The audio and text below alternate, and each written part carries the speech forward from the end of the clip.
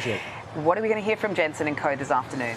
Well, I feel like they're likely to have a strong print for sure. I mean, everybody's sitting around waiting right now. At this point, Nvidia's really become more of an indicator of the economy, I think, than it has been of what they're doing themselves. So there's a lot riding on this.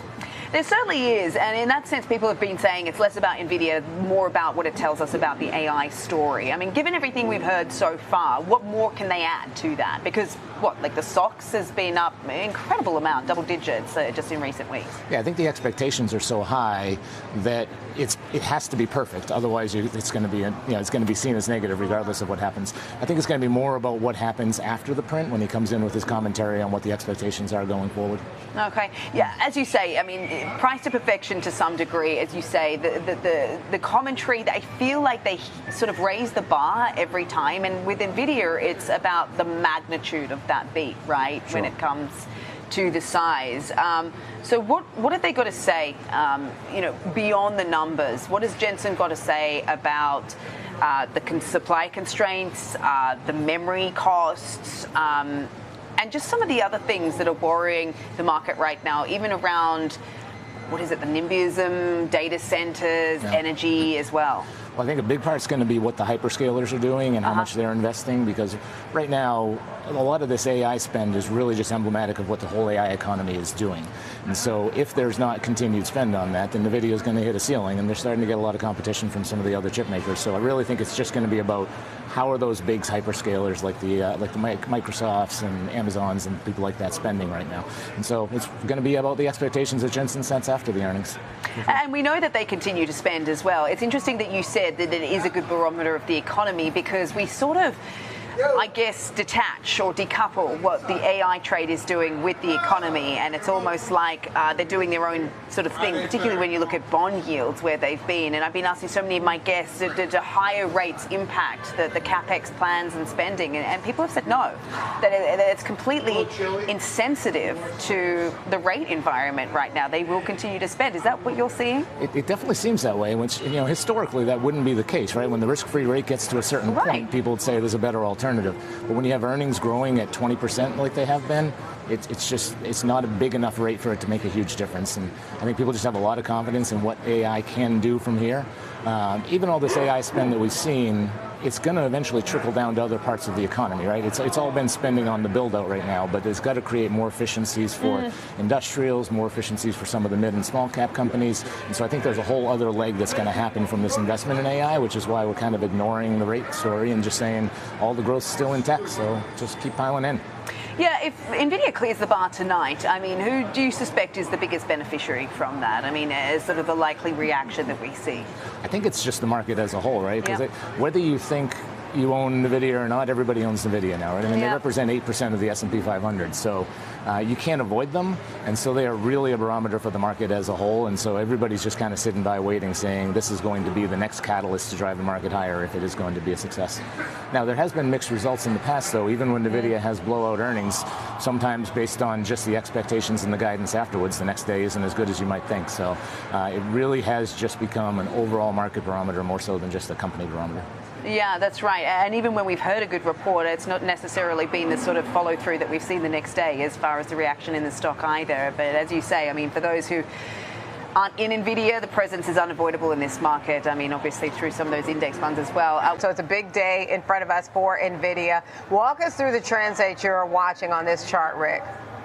It certainly is a big day. And when we look at NVIDIA as it stacks up to the broader market, outperforming the tech sector by a good degree, as well as the S&P 500, NVIDIA up about 64% during the past year, but underperforming the semiconductor sector, the SMH ETF here. So not really a big surprise. The memory chips are so overblown and hot right now that they're really hard to compete with. So if we look kind of more at the CPUs and GPUs and the more specialized chips, you might be kind of surprised to see that NVIDIA is at the bottom of the pack here. Intel really strong lately, AMD as well. So when we think about it more and look at our yearly candle chart, NVIDIA has been pretty much stuck for most of the year, just this sideways range that we saw between about 165 to 195 or so.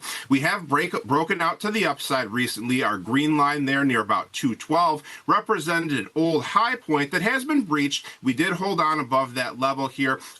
We saw that now, though, we hit the high 236.54. A short-term downward sloping trend line in blue there is the very short-term pattern here. Overall, though, I think probably you could draw an upward channel type shape here, going across those two significant lows, duplicate it, put it across the highs. It gives you a possible range to consider going forward for this particular name.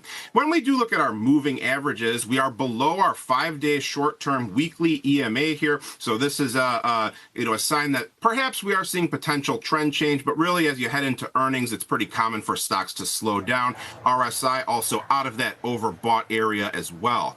Finally, volume profile shows a small node between about 220 to 225 that we have slipped below. The next concentration area, more like 207 to 215 for our heavy trading activity. So that could be an area to watch out for to the downside, Diane. Okay, what's the approach you would take for an example trade, Rick? Right. So if we kind of look at the expected move for Nvidia here, June 18th, 29 days out, about plus or minus 11% or so. So that kind of would take us back down near that 200 range, those old highs, or rather recent lows we established here.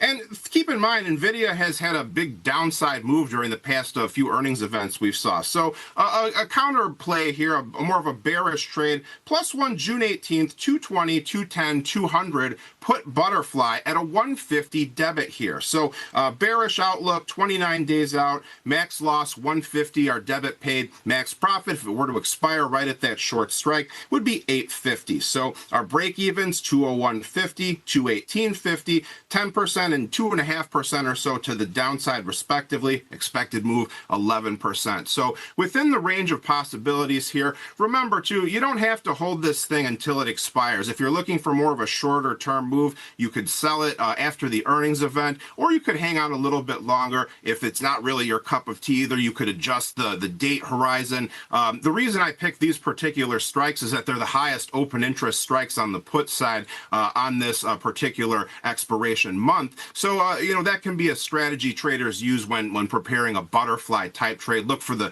areas that have the greatest activity. Walk us through an example trade here, George.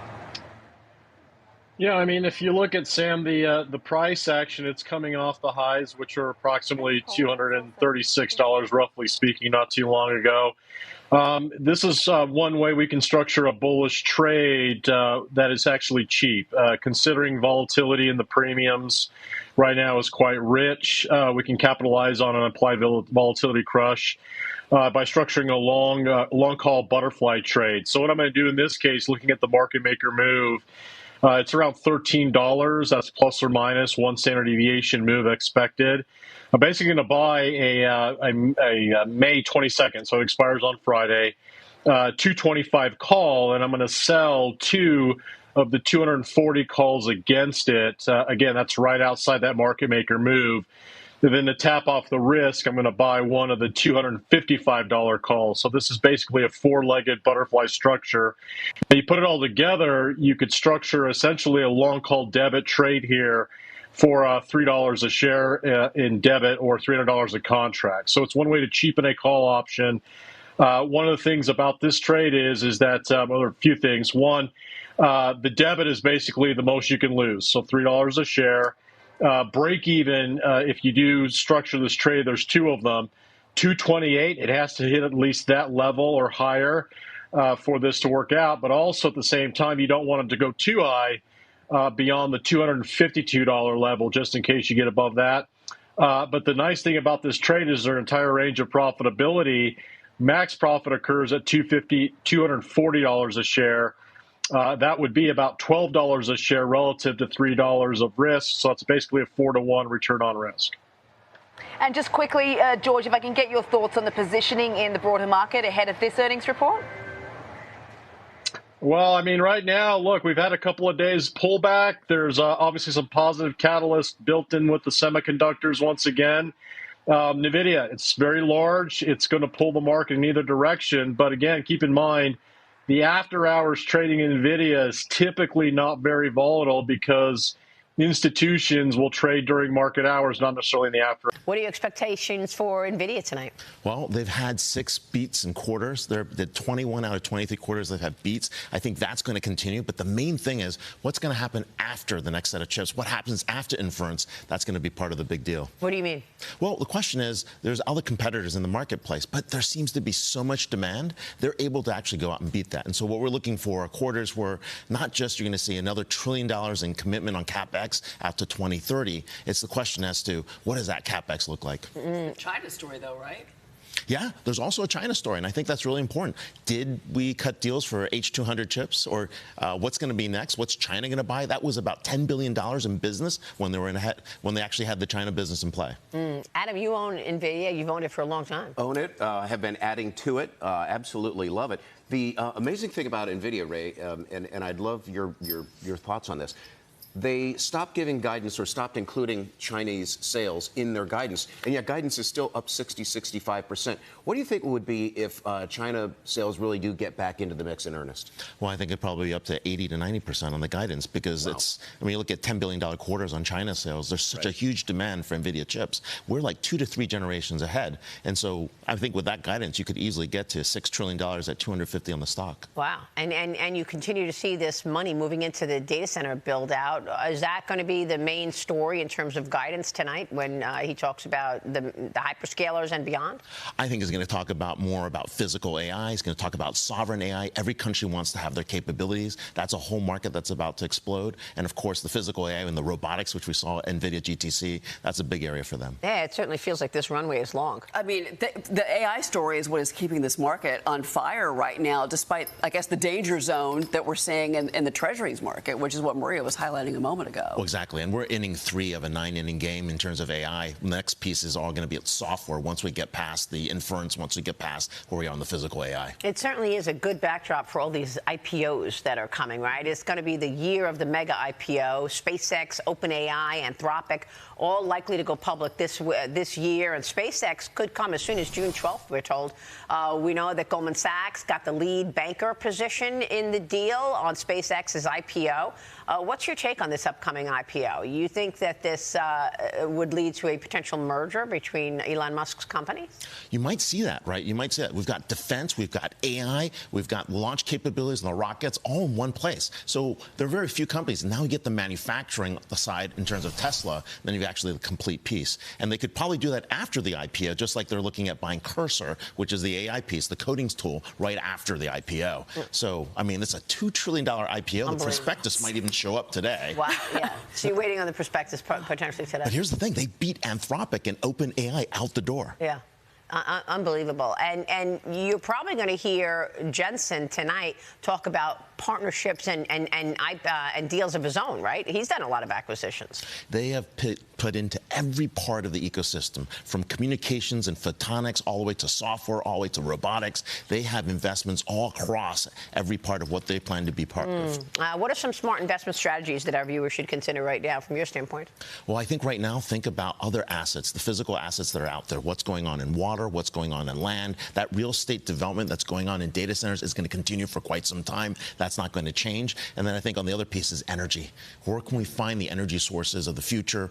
Renewables are part of it, but there's still a lot to do in the carbon market. And of course, we're going to see a lot in terms of energy providers. We saw that big energy merger last week with Constellation. Is it too late to get into Nvidia right now? Would you buy the stock before the earnings? I think we can get this thing to about $300, $325. So I think you got to about $6.5 trillion market cap. Oh my. Now, to your point, to Nvidia. Nobody's really debating whether Nvidia beats. They've done it the 18 out of the last 20 quarters. The buy side is already running $81 to $82 billion in revenue expectations with a July guide north of $90 billion.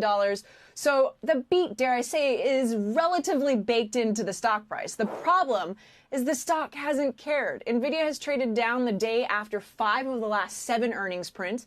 And heading into this one, shares ran pretty hard just over the last 7 straight winning sessions through last Thursday, about $900 billion in market cap before pulling back to around $224 that we're seeing today. Deutsche Bank says it's really hard to see new buyers chasing from this point here. And this is the frustration with Nvidia shareholders right now. The fundamentals are about as good as it gets. Compute potentially sold out through 2027, according to Cantor Fitzgerald. Hyperscalers have collectively raised their CapEx plans to over $700 billion for this year. And CEO Jensen Huang put a $1 trillion plus revenue target on just the Blackwell and Rubin chip platforms, not including the CPUs and the Grok chip. The stock, though, still trades roughly at 26 times calendar year 2027 earnings versus its own 5-year average of 34 times that you can see on your screen, and peers roughly at 34 times as well. Bank of America says it's a 30% discount to the S&P 500. This is the world's most important AI company trading like the market just doesn't believe the growth will persist. So what actually breaks the pattern? It's shareholder returns. According to Bank of America, Nvidia has only sent back roughly 47% of its free cash flow to shareholders compared to roughly 80% for its tech peers. That's a pretty big gap on your screen. So if Jensen Huang gets more aggressive on buybacks, dividends, that kind of opens the door to a whole new class of income-oriented investors, the kind of buyers who have had no reason necessarily to own this stock until now. And that could be what finally closes that valuation gap that has frustrated so many people on our air, so many bulls all year, guys. Well, but what is the fundamental concern that you hear, Christina, with the growth? If they have proven over and over again that they beat and raise with bigger beats and bigger raises. Sarah, you raised it in the last hour, and it has to do with competition. The fact that we are continuously talking now about Google's TPUs, the ASICs, everybody coming out with their own chip, and then really the strength of the CPU market, the central processing units that Intel, that's why Intel shares are climbing so high today. Just the fact that Intel's CEO spoke to Cramer, spoke to the JP Morgan conference saying that we're going to need so many more CPUs. And so the conversation has shifted away from NVIDIA GPUs towards another set of chips that are imperative to the agentic AI blowout. And so I think that's part of the concern, is that the narrative is shifting away from NVIDIA GPUs.